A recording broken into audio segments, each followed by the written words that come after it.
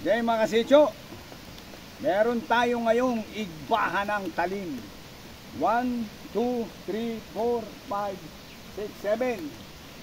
7 na buho. So ang ating gagamitin ngayong itak ay itong binastari na gawang Quezon ng Panday Roger. Kaya umpisa na natin ang igbahan ng talim.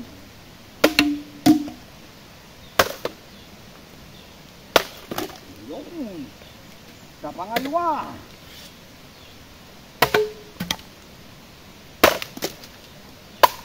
yun. Yung pangatlo, okay lang. Tayo.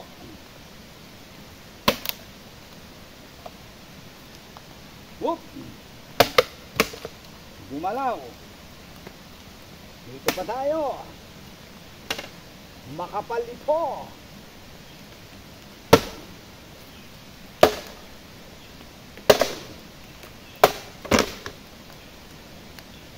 Medyo makapal. Pero laglag siya. Ito.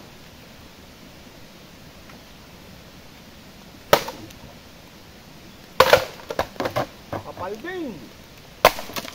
Yun.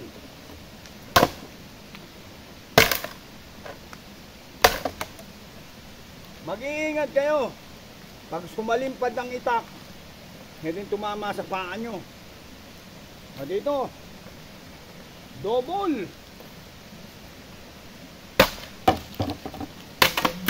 Isa lang na putol.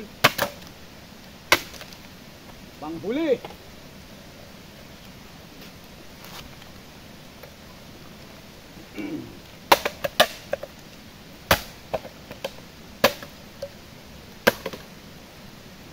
Ayos.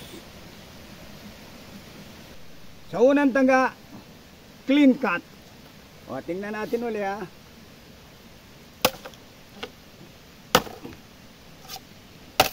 Yan. Sa pangalawang tangga, clean cut. Kaso gumagalaw na.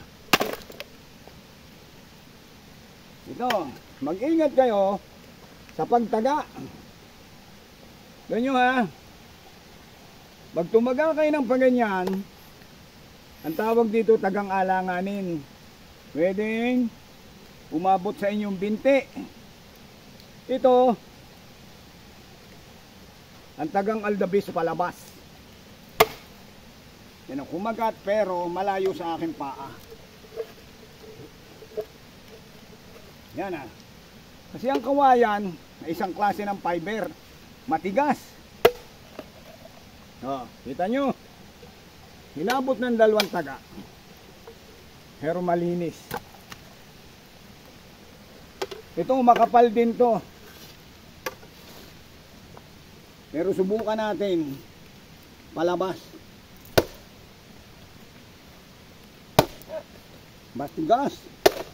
Makapal. Hinabot ng tatlong taga. Ito gumalaw din kasi umulan. Para iwas ang paa. Minsan kasi ang hawak dito miikot ang itak. Yan. Wala na, ito na lang. Tawad.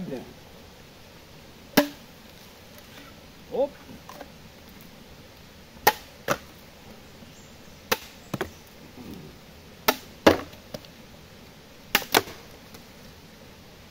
Yan.